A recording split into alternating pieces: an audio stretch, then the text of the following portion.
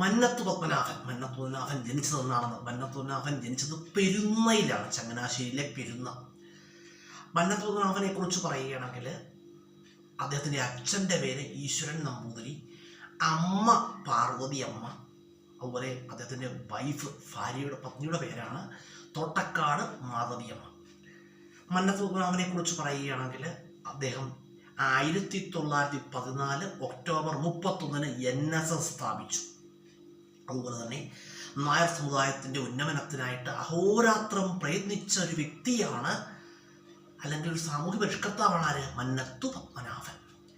അതുപോലെ തന്നെ അദ്ദേഹത്തെക്കുറിച്ച് പറയുകയാണെങ്കിൽ NSSൻ്റെ ആദ്യകാല ജനറൽ സെക്രട്ടറി മന്നത്തു പത്മനാഭൻ, തിരുവിതാംകൂർ ദേവസ്വം ബോർഡിൻ്റെ ആദ്യകാല പ്രസിഡന്റ് മന്നത്തു പത്മനാഭൻ. അതുപോലെ തന്നെ മന്നം ഷുഗർ മിൽ എവിടെയാണ്? പന്തളം പത്തനംതിട്ട.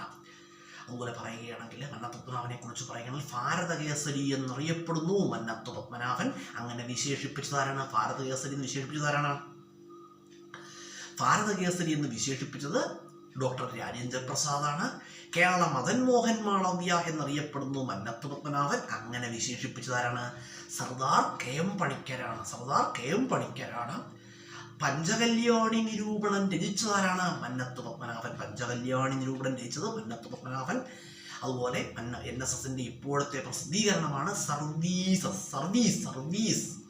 NSSൻ്റെ ഇപ്പോഴത്തെ പ്രസിദ്ധീകരണമാണ് സർവീസ്. അതുപോലെ മന്നത്തു പത്മനാഭനെ കുറിച്ച് പറയുകയാണെങ്കിൽ മന്നം ജയന്തി എന്നാണ്. ജനുവരി 2 കേരള സർക്കാർ പൊതു അവധിയായിട്ട് പ്രഖ്യാപിച്ചിട്ടുണ്ട്. മന്നം ജയന്തി കേരള സർക്കാർ പൊതു അവധിയായിട്ട് പ്രഖ്യാപിച്ചിട്ടുണ്ട്. അതുപോലെ മന്നത്തു പത്മനാഭനെ കുറിച്ച് പറയുകയാണെങ്കിൽ നായർ സമുദായത്തിന് ഉന്നമനത്തിനായിട്ട് അഹോരാത്രം പ്രയത്നിച്ചൊരു വ്യക്തിയാണ് ആര്? മന്നത്തു പത്മനാഭൻ. മന്നത്തു പത്മനാഭൻ്റെ ആത്മകഥയാണ് എൻ്റെ ജീവിത സ്മരണകൾ. വൈക്കം സത്യാഗ്രഹവുമായി ബന്ധപ്പെട്ട് 1924 വൈക്കം മുതൽ തിരുവനന്തപുരം വരെ സവർണജാഥ നയിച്ചത് മന്നത്തു പത്മനാഭനാണ്. അതുപോലെ അദ്ദേഹം ജീവശിഖയാത്ര നയിക്കുകയുണ്ടായി. അതുപോലെ 1959 നടന്ന വിമോചന സമരത്തിൻ്റെ നേതാവുമാർ തന്നെയാണ് മന്നത്തു പത്മനാഭൻ തന്നെയാണ്. 1966 രാഷ്ട്രം അദ്ദേഹത്തിന് പത്മഭൂഷൺ ബഹുമതി നൽകി ആദരിക്കുകയുണ്ടായി. കേരളത്തിലെ നായർ സമുദായത്തിൻ്റെ ഉന്നമനത്തിന് വേണ്ടി പ്രവർത്തിച്ച സാമൂഹ്യ പരിഷ്കർത്താവാണ് ആര്? മന്നത്തു പത്മനാഭൻ. മന്നം ജയന്തി ജനുവരി 2 മന്നം ജയന്തി കേട്ടോ, ജനുവരി 2 കേട്ടോ.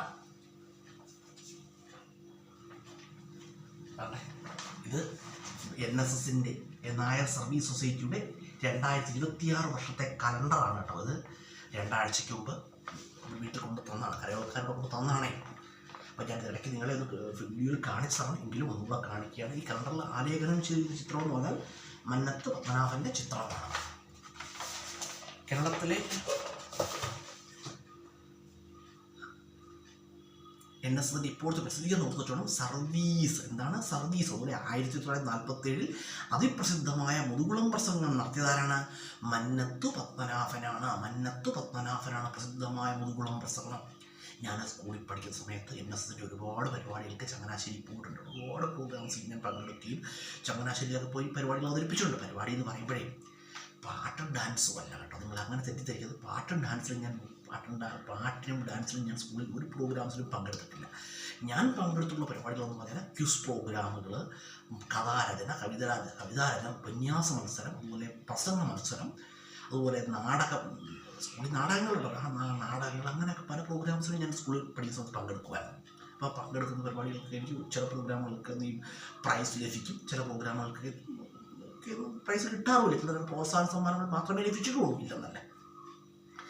അന്ന് അമ്മയുടെ കൂടെ ഞാൻ NSS പ്രോഗ്രാമിനൊക്കെ പോയിട്ടുണ്ട്. അന്ന് അമ്മ NSSൻ്റെ വനിതാ സമാജ മെമ്പറൊക്കെ ആയിരുന്നു. ആ സമയത്ത് അമ്മയുടെ കൂടെ ചങ്ങനാശ്ശേരിയിൽ NSSൻ്റെ പ്രോഗ്രാമിന് പോയിട്ടുണ്ട്. ഒരുപാട് പ്രോഗ്രാംസിൽ പങ്കെടുത്തിട്ടുണ്ട് കേട്ടോ. സ്കൂളിൽ പഠിക്കുന്ന സമയത്തുള്ള കാര്യമാണ് ഞാൻ പറഞ്ഞത് കേട്ടോ.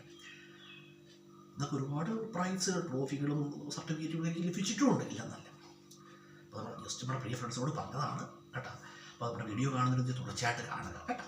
ഞാൻ പ്രധാനപ്പെട്ട ക്വസ്റ്റ്യൻസ് എല്ലാ വീഡിയോയിലും ഇൻക്ലൂഡ് ചെയ്യുന്നുണ്ട്. വീഡിയോ കാണുന്നതിൽ തുടർച്ചയായിട്ട് കണ്ടെങ്കിൽ മാത്രമേ നിങ്ങൾക്കത് പരീക്ഷകളിലൊക്കെ ഉപകരിക്കപ്പെടുകയുള്ളൂ കേട്ടോ. തുടർച്ചയായിട്ട് കാണുക. എൻ്റെ ഓർഡർ ഇടയ്ക്കൂടെ മോട്ടിവേഷൻ ക്ലാസ്സുകൾ, ആനുകാലിക സംഭവങ്ങളൊക്കെ നമ്മൾ വീഡിയോയിൽ ഡിസ്കസ് ചെയ്യുന്നുണ്ട്. വീഡിയോ കാണുന്നതിന് തുടർച്ചയായിട്ട് കാണുക.